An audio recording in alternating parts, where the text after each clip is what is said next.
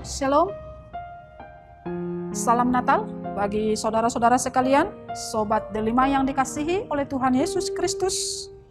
Sebelum kita memulai segala aktivitas pekerjaan kita hari ini, sejenak kita mendengar dan menghidupi firman Tuhan pada hari Rabu 28 Desember 2022 yang tertulis dalam kitab Yosua pasal yang pertama ayat 13. Demikian firman Tuhan.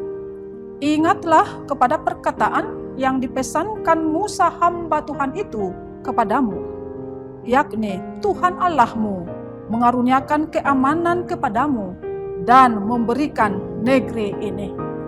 Saudara-saudara yang dikasihi oleh Tuhan Yesus Kristus, Musa yang telah memimpin bangsa Israel keluar dari tanah perbudakan, tanah kekuasaan Raja Firaun.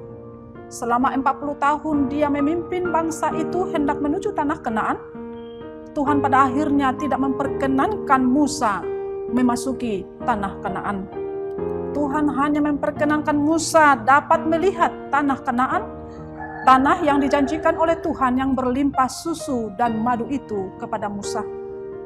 Mengapa saudara-saudara? Karena dalam kepemimpinan Musa, bangsa itu tidak menghormati kekudusan Tuhan dan bangsa itu tidak setia kepada Tuhan. Dan setelah Musa meninggal di tanah Moab, akhirnya Musa memanggil Yosua untuk melanjutkan kepemimpinan Musa, membawa bangsa Israel memasuki tanah Kanaan. Yosua sebagai pemimpin yang muda, tentu saudara-saudara tidak sekuat dan seberani sehebat Musa dia dalam memimpin bangsa itu.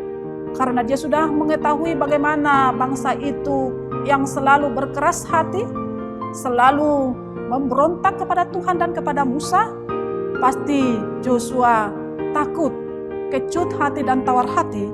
Karena itu dalam pasal yang pertama ini 3 kali Tuhan berfirman kepada Yosua, teguhkan dan kuatkanlah hatimu. Aku menyertai engkau seperti aku menyertai Musa, aku tidak akan meninggalkan engkau. Teguhkan dan kuatkanlah hatimu. Saudara-saudara yang dikasihi Tuhan, tentu Yosua juga pasti takut karena dia tidak tahu bagaimana situasi dan keadaan tanah Kanaan. Apakah tanah Kanaan itu sudah didiami oleh bangsa-bangsa lain, bangsa-bangsa yang besar yang bisa menjadi ancaman bagi bangsa Israel saat mereka sampai ke tanah Kanaan? Tentu dengan situasi dan keadaan yang tidak diketahui oleh Yosua, pasti dia takut untuk memimpin bangsa itu memasuki tanah Kanaan. Saudara-saudara, tetapi karena janji Tuhan yang dipegang oleh Yosua, teguhkan dan kuatkan hatimu, aku menyertai engkau, aku tidak akan meninggalkan engkau. Yosua pun dengan berani membawa bangsa Israel ke tanah Kanaan. Saudara-saudara yang dikasihi oleh Tuhan Yesus Kristus, kita sebentar lagi akan memasuki tahun 2023.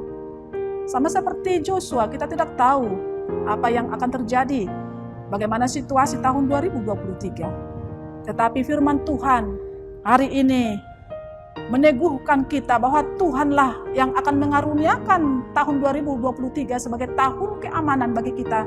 Sebagaimana Tuhan sudah berjanji kepada bangsa Israel, aku mengaruniakan tanah Kanaan kepadamu dan dengan keamanan kau mendiami tanah Kanaan. Demikianlah kita akan memasuki tahun 2023, tahun karunia Tuhan yang penuh kedamaian, keamanan bagi kita.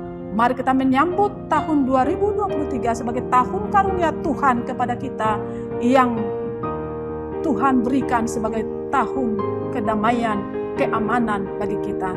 Selamat memasuki tahun 2023. Tuhan memberkati. Amin.